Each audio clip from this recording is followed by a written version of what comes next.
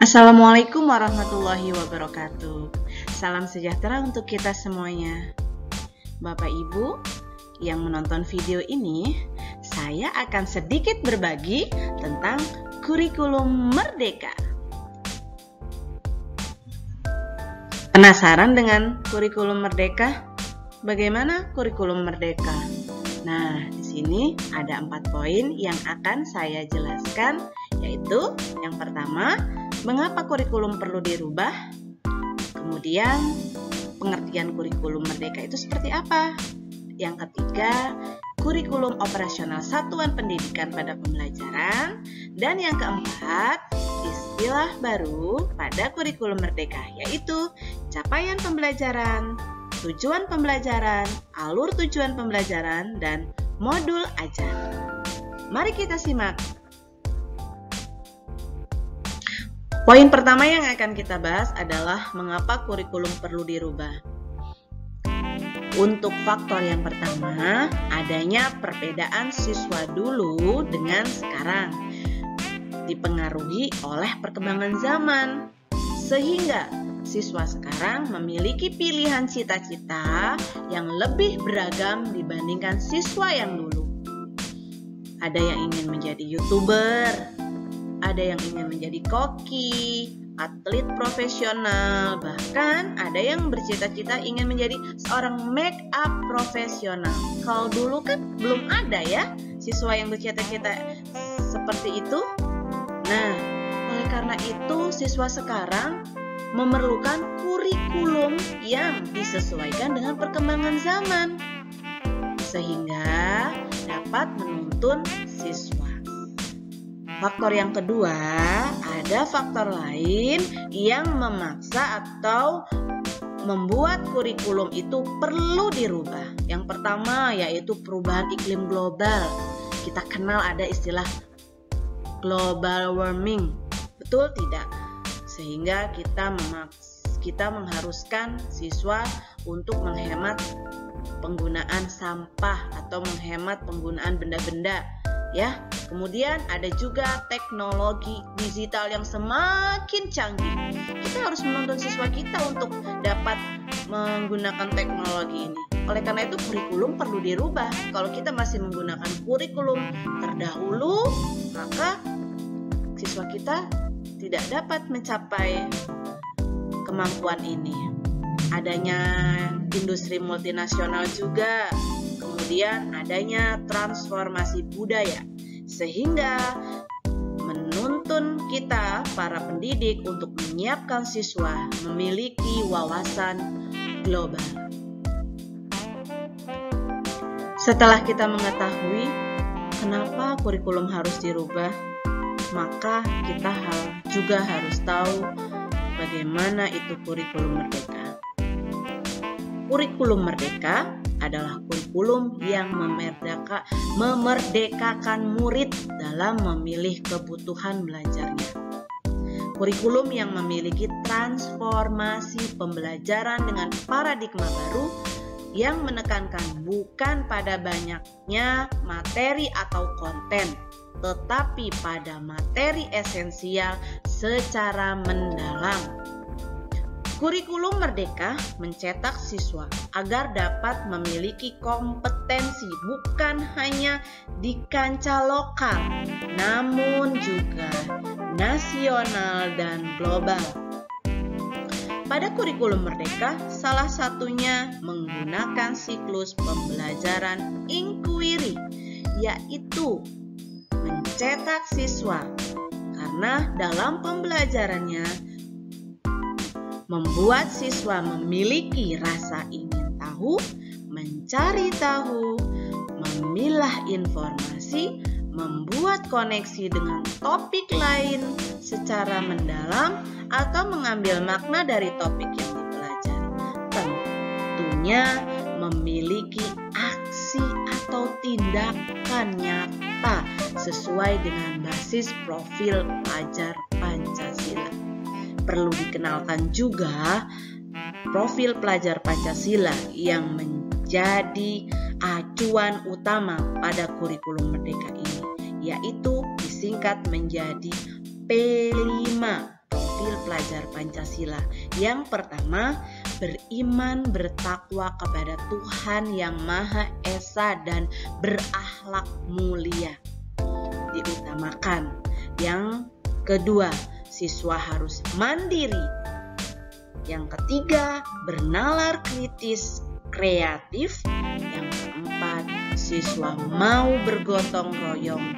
Dan yang kelima, siswa memiliki kompetensi atau kemampuan berkebinekaan tunggal. Itu dia sedikit tentang kurikulum merdeka yang menjadi ciri khas dibanding dengan kurikulum sebelumnya. Poin yang ketiga, saya akan membahas mengenai bagaimana kurikulum merdeka ini memiliki rencana pada setiap satuan pendidikan. Kurikulum merdeka ini bersifat dinamis atau luas. Oleh karena itu, kurikulum operasional satuan pendidikan harus dievaluasi. Mulai dari visi dan misi sekolahnya, tujuan sekolah, sampai dengan pembuatan modul ajar yang menunjang pembelajaran sesuai dengan lingkungan tempat tinggal siswa, agar dapat mencetak siswa yang mampu bersaing.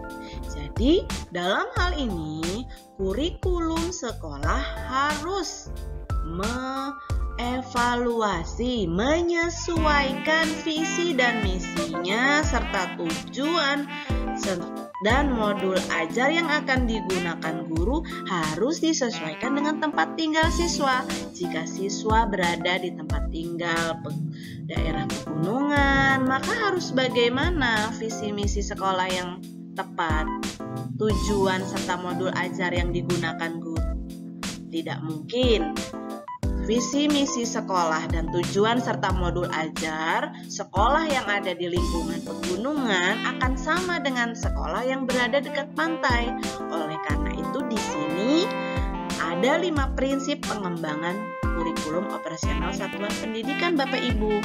Yang pertama, harus berpusat pada murid luar biasa. Yang kedua, bersifat kontekstual, harus sesuai dengan lingkungan tempat tinggalnya.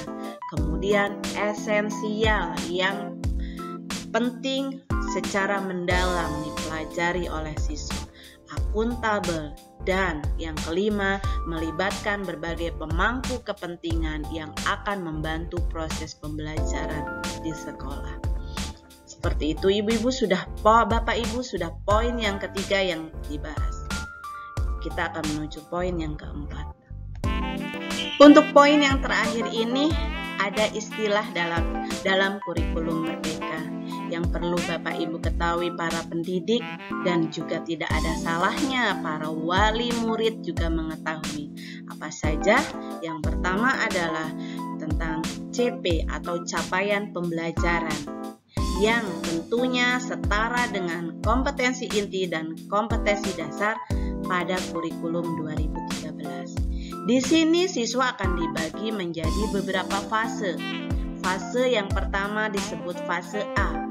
Ini adalah kelas 1 dan kelas 2. Lanjut dengan fase B kita sebut untuk kelas 3 dan kelas 4.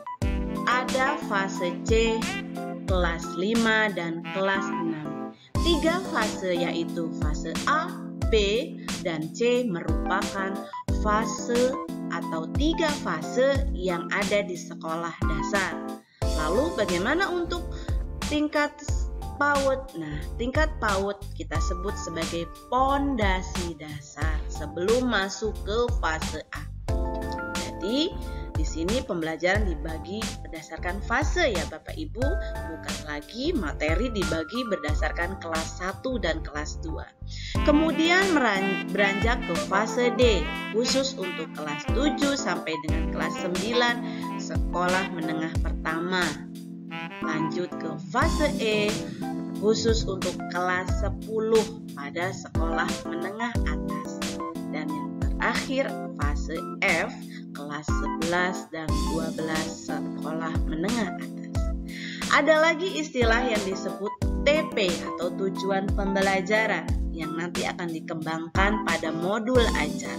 Kemudian ada ATP, yaitu alur tujuan pembelajaran. Ini merupakan rincian dari tujuan pembelajaran. Dan strategi pengembangan dalam mengembangkan modul ajar yang nanti akan disusun oleh Bapak Ibu guru. Jadi di sini istilah barunya ya Bapak Ibu. Kemudian ada poin perubahan yang mudah kita ingat. Pada sekolah dasar, IPA dan IPS akan kita singkat menjadi IPAS. Untuk jenjang SMP, TIK bukan lagi menjadi muatan lokal, namun menjadi mapel wajib karena nanti siswa akan menyesuaikan dengan perkembangan teknologi. Kemudian pada jenjang SMA, mata pelajaran umum dan peminatan siswa. Jadi di sini luar biasa kurikulum Merdeka ini ya Bapak Ibu. Kita nanti akan sama-sama bekerja sama mewujudkan keberhasilan kurikulum Merdeka. Akan saya jelaskan untuk lebih rincinya lagi pada video selanjutnya. Terima kasih Bapak Ibu sudah menyimak sedikit dari saya. Semoga sukses semuanya. Wassalamualaikum warahmatullahi wabarakatuh. Salam semangat untuk kita semuanya. Terima kasih.